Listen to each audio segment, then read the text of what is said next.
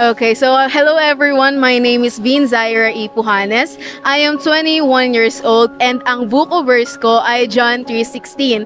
For God so loved the world that He gave His only begotten Son. Whoever believes in Him shall not be perished but have everlasting life. So, yung verse na yon, lagi ko siyang dala-dala kasi parang nagbibigay siya sa atin ng reflection na lagi tayo magtiwala sa Lord na hindi natin siya dapat kalimutan kasi binigay nga siya sa atin para tubusin tayong lahat. So let's believe in Him, let's trust Him, and praise Him every day, every single time. Thank you.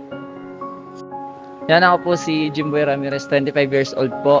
And ang buko verse ko po ay ang 1 Timothy 4:12 kung saan sabi doon, "Don't let anyone look down on you because you are young, but set an example for the believers in speech, in love, in conduct, in faith, and in purity."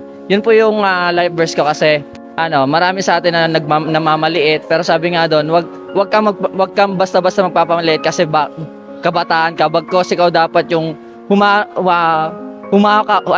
umabot na mga kapwa mo kabataan para ma-share po yung word of God. Yun. Ako po si Carlo Bacho, 19 years old. Ang buko verse ko po ngayon is Philippians chapter 4 verse 13. I can do all things through Christ who give me strength. Ito po yung verse ko kasi nagbibigay po siya ng strength sa akin na gawin yung mga bagay na hindi ko po magawa. So, nagre-rely po ako kay Jesus na magawa yon. Hello everyone, my name is Alexander Contado. I'm 22 years old. My book of verse is Psalms 39 verse 7. But now Lord, what do I look for? My hope is in you. Ang natutunan ko po is kahit wala man tayo hindi man tayo nakakapagsimba araw-araw is palagi pa rin nakasubaybay si Lord para sa atin. And yun lang po. Thank you po. Hello po, ako nga po pala si Jamaica Parane. I'm 19 years old and ang buko verse ko po ay Philippians 4:13. I can do all things through Christ who strengthens me. This is my favorite verse. So bilang lingkod ng Diyos o bilang naniniwala sa Diyos po, alam ko may mga bagay po tayo na marami po tayong ginagawa. Minsan po may mga bagay po tayo na hindi natin ine-expect na mangyari sa buhay natin. Even na po na may mga bagay din po tayo na akala natin hindi natin kayang gawin. Pero sabi nga 'di ba, lahat ng bagay, pagkasama natin ng Diyos, walang imposible po yan. So, hayaan natin na maniwala at magtiwala po tayo kung ano po ang kakayanan ng Diyos sa ating mga buhay. Yun lamang po at maraming salamat. Hello po, my name is Wenty N. Latorre and I am 20 years old and my book verse is Hebrews 12:11.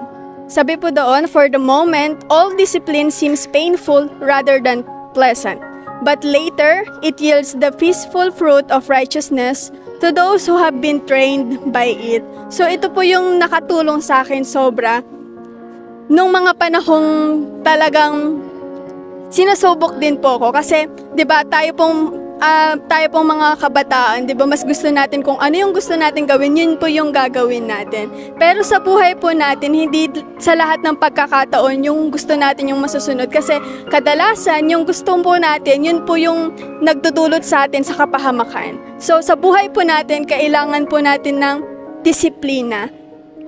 Ang Panginoon po ay nagbibigay sa atin ng kalayaan, pero kailangan din po natin ng disiplina sa buhay dahil kailangan din po natin ng limitasyon dahil hindi lahat ng alam natin ay tama. Kailangan natin ng gabay, patnubay ng Panginoon sa ating mga buhay. Sabi nga po, naniniwala po ako ang Panginoon, wala po tayo kung wala ang Panginoon. We are nothing without God. We are lost without God. So, ayun po.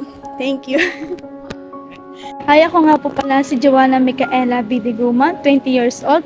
Ang book of verse ko po ay Proverbs 22 verse 6, "Train up a child in the way he should go, and when he is old, he will not depart from it."